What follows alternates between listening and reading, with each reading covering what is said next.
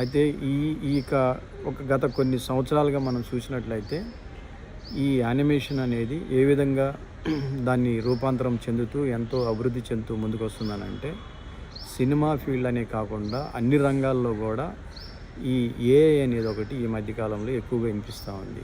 ఈ ఏఐ అనేది artificial intelligence. ఇది ఇప్పుడుది కాదు, ఇది ఎన్నో సంవత్సరాలుగా, అంటే 1950 అంటే సెకండ్ వరల్డ్ వార్ అప్పుడే స్టార్ట్ అయింది. కానీ మనకున్నటువంటి ఇన్ఫర్మేషన్ ప్రకారం అయితే 1950 నుంచి 56 మధ్యలో కమర్షియల్గా అది రూపాంతరం చెందుతూ డెవలప్మెంట్ సాఫ్ట్వేర్ టెక్నాలజీలో తనకంటూ ఒక గుర్తింపును తెచ్చుకుంటూ ఎదిగిందనమాట. ఇది కొన్ని కంట్రీలు బాగా ఆర్థికంగా ఉన్నటువంటి కొన్ని కంట్రీస్, అంటే మనకు అమెరికా కానీ, అమెరికాలోనే స్టార్ట్ అయింది అది.